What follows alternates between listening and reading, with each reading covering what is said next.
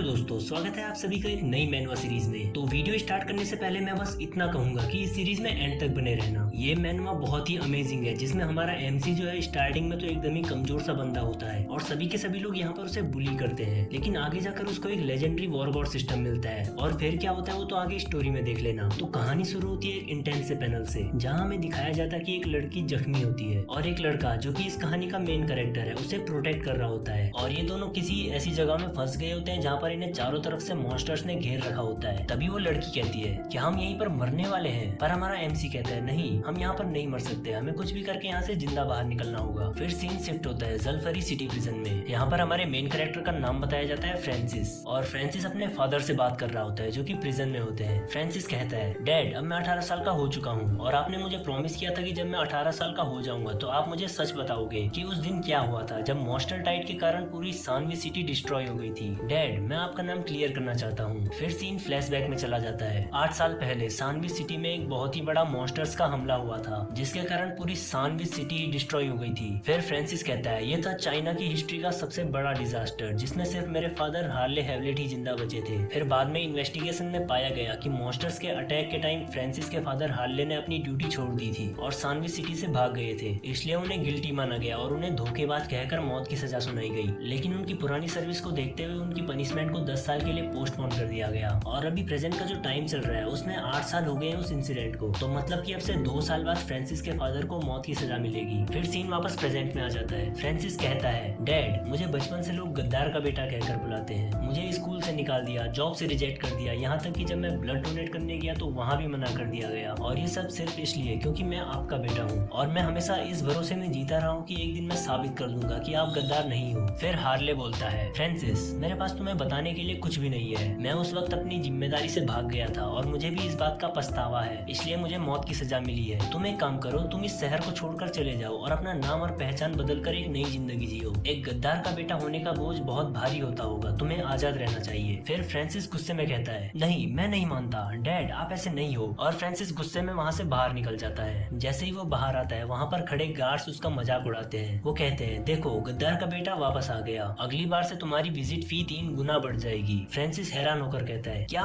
3 गुना? सिर्फ एक बार मिलने के 10,000? ये अचानक से इतना महंगा कैसे हो गया? तो गार्ड्स कहते हैं, ये अथॉरिटीज के नए रूल हैं, शुक्र मनाओ कि तुम्हें मिलने की परमिशन मिलती है, वैसे भी तुम्हारे फादर एक ट्रेटर है। फ्रांसिस अपने मन में कहता है, मेरे फादर ने देश के लिए अपनी जान तक दांव पे लगाई है, वो ट्रेटर नहीं हो सकते, मैं सच का पता लगा कर रहूंगा। फिर फ्रांसिस बाहर आता है और सोचता है, जब से मैंने ये star fallen warrior reserve join किया है तब से मैं मर्सिनरी गिल्ड में अपनी जिंदगी को दांव पे लगा के कुछ पैसे कमा रहा हूँ। फिर वो अपने हाथ में लगी घड़ी को देखता है जिसमें उसके स्टैट पॉइंट्स दिखाते हैं। फ्रांसिस कहता है, एक हेल्दी इंसान के सारे स्टैट्स यूजुअली एक होते हैं, लेकिन एक ऑफिशियल स्टार फॉलन वॉरियर के लिए हर स्टैट 10 से ऊपर होना चाहिए, जबकि मेरे सिर्फ 2 ही स्टैट 10 से ऊपर है, इसलिए मैं अभी तक एक ऑफिशियल स्टार फॉलन वॉरियर नहीं बना हूँ और मैं यहाँ पर एक रिजर्व का मेंबर हूँ। फ्रांसिस कहता है, मर्सिनरी गिल्ड से मैं जितना भी कमाता हूँ उसमें से लिविंग एक्सपेंसेस हटाने के बाद महीने के सिर्फ 3,000 बचते हैं और अब मुझे ट्रिपल फी देनी पड़ेगी विजिट करने के लिए, मैं आखिर इतना पैसा कहाँ से लाऊंगा? फिर वो अपना एक नेकलेस निकालता है और कहता है, ये मेरी मॉम का दिया हुआ नेकलेस है, सुना है ये मीटियोर के फ्रेगमेंट से बना है, शायद ये बहुत कीमती होगा। और वो सोचने लगता है, क्या मुझे इसे बेच देना चाहिए? लेकिन फिर वो होश में आकर खुद को थप्पड़ मारते हुए कहता है, नहीं ये मैं क्या सोच रहा हूँ, मुझे तो बल्कि मर्सिनरी गिल्ड में जाकर कोई हाई लेवल का मिशन लेना चाहिए। फिर फ्रांसिस मर्सिनरी गिल्ड में आ जाता है। वहाँ पर लोग आपस में बात कर रहे होते हैं, देखो गद्दार का बेटा फिर से आ गया, 3 साल से अवेकन होने के बाद भी ये सबसे कमजोर है, ऐसा ही होना चाहिए गद्दार के बेटे के साथ। लेकिन हमारा एमसी इन सबको इग्नोर करता है और डायरेक्टर के ऑफिस में चला जाता है और कहता है, मिस्टर ओ क्या आप मेरे लिए कोई ई लेवल का टास्क देख सकते हैं? तभी मिस्टर ओवेन उसके सर पे एक पट्ट से हेडशॉट मारते हुए कहते हैं, कितनी बार कहा है मुझे मिस्टर ओवेन कहा करो, ना कि मिस्टर ओ, और तुम्हें पता भी है तुम किस लेवल के हो। ई लेवल डंजन में तो तुम बिल्कुल भी सर्वाइव नहीं कर पाओगे,